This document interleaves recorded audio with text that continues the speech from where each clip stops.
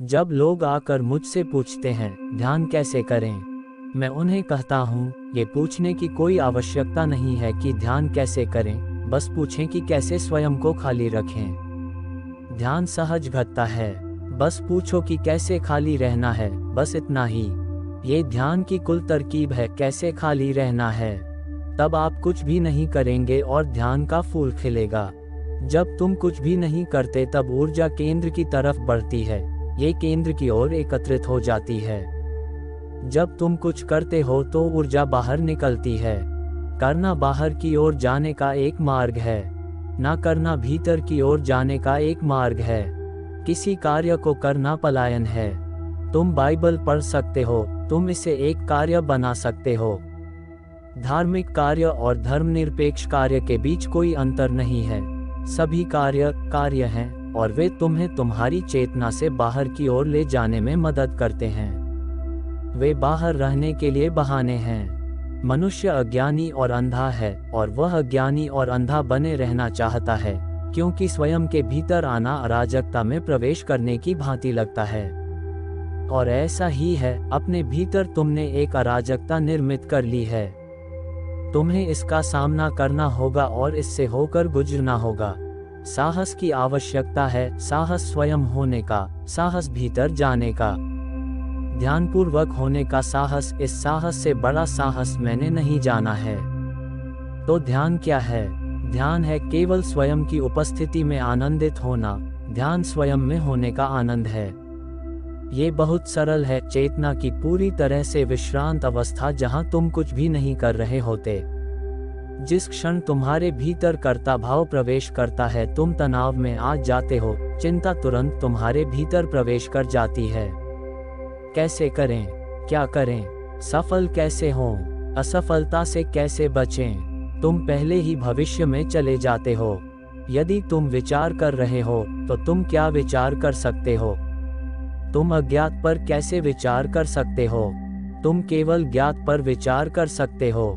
तुम इसे बार बार चबा सकते हो, लेकिन ये ज्ञात है।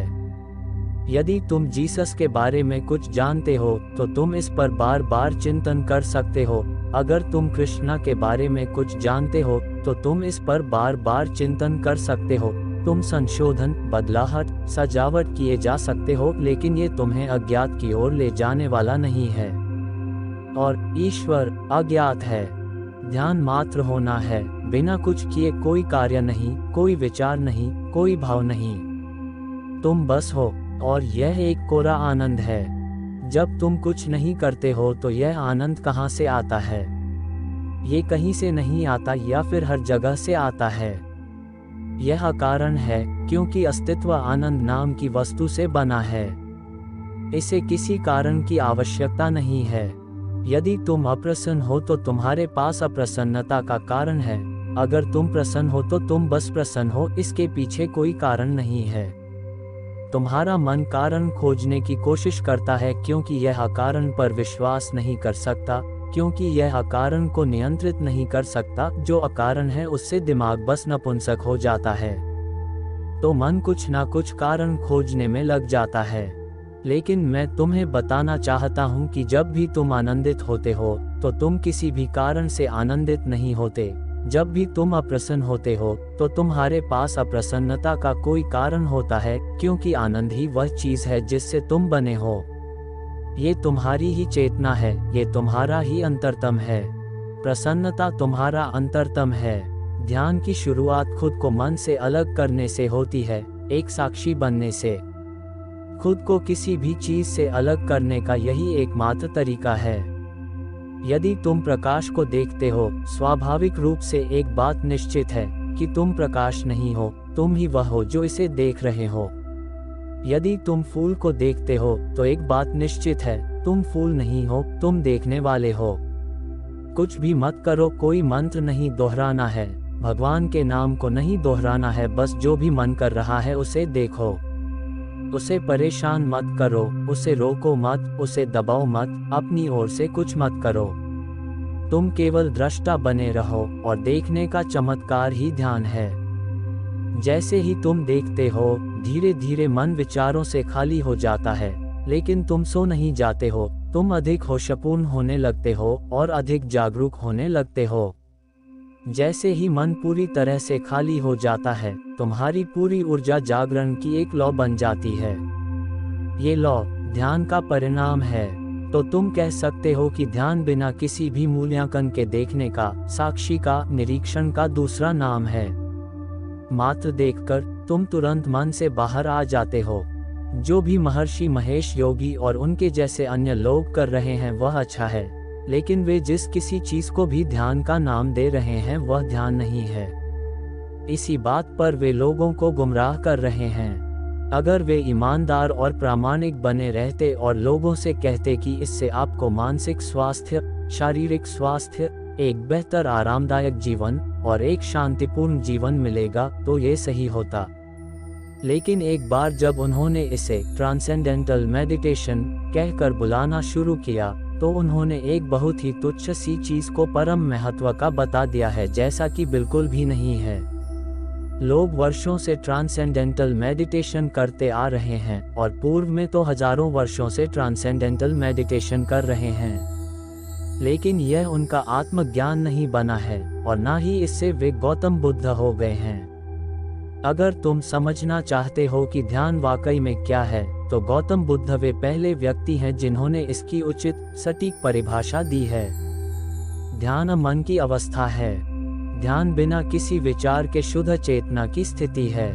साधारणतः तुम्हारी चेतना कचरे से बहुत अधिक भरी हुई है, बस धूल से ढके हुए दर्पण की तरह। मन एक निरंतर चलता ट्रैफिक है।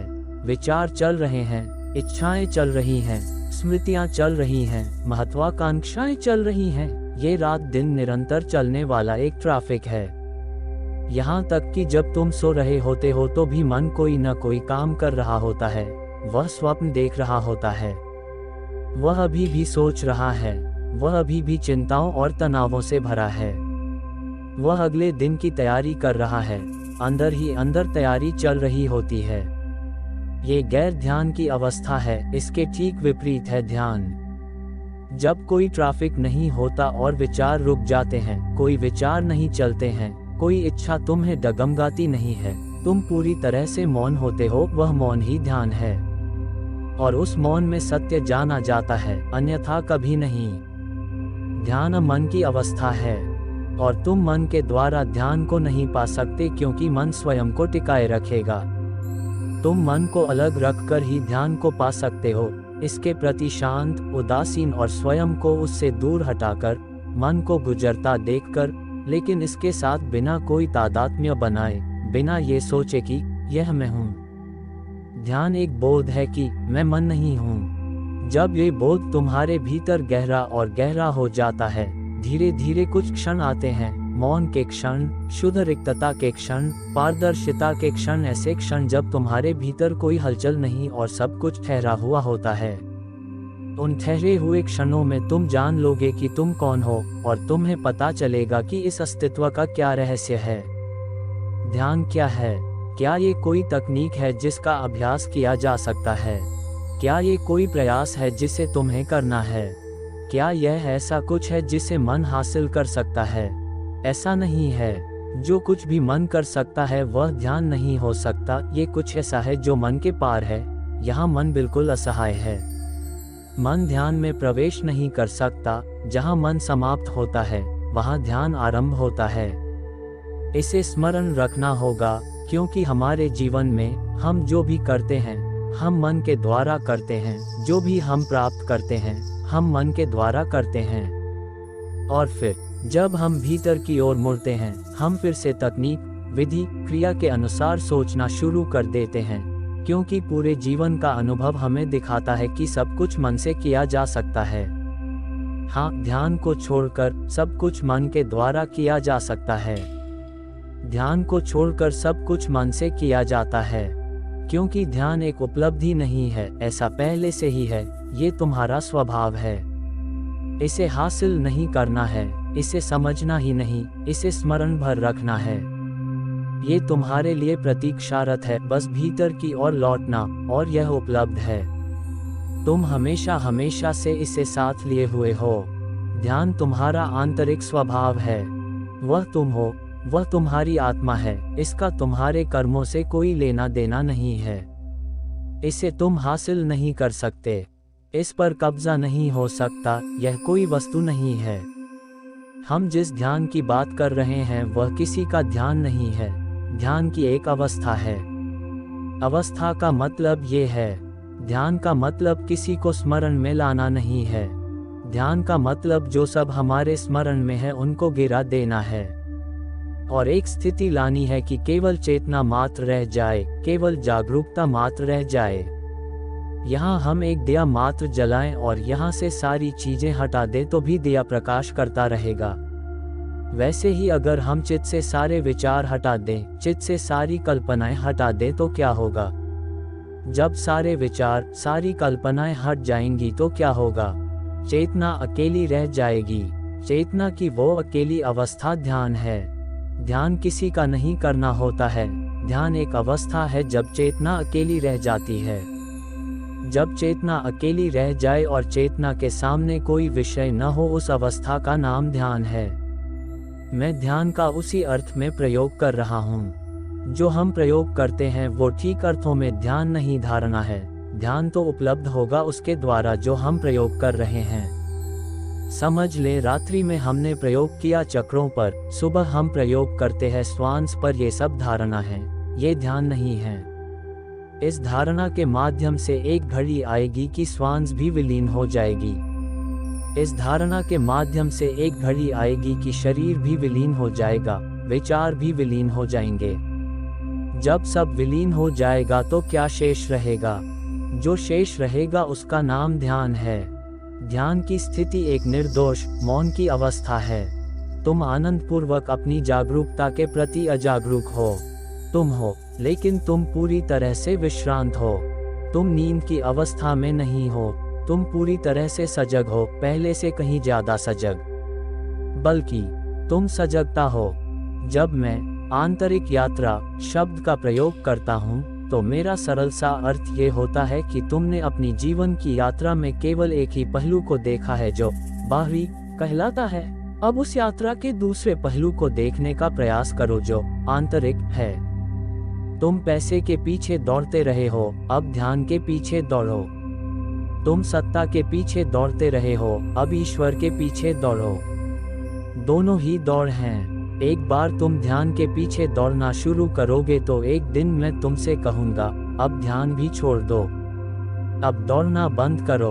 और जब तुम दौड़ना बंद कर देते हो तो वास्तविक ध्यान घटता है। मौन में बैठे हुए, कुछ न करते हुए वसंत आता है और घास स्वयं ही उगती है। तो ध्यान के दो अर्थ हैं। यही कारण है कि भारत में हमारे पास इसके लिए दो शब्द हैं, ध्यान और समाधि। ध्यान कुछ समय के लिए होता है, ध्यान कभी किया कभी नहीं किया। समाधि का अर्थ है कि अब तुम घर पहुंच गए, अब ध्यान करने की आवश्यकता नहीं रही। जब ध्यान करने की भी आवश्यकता नहीं होती तो व्यक्ति ध्यानमय होता है, इससे पहले कभी नहीं। जब कोई ध्यान में जीता हो, ध्यान में चलता हो, ध्यान में सोता हो, जब व्यक्ति के होने का ढंग ही केवल ध्यान हो तो व्यक्ति पहुंच गया।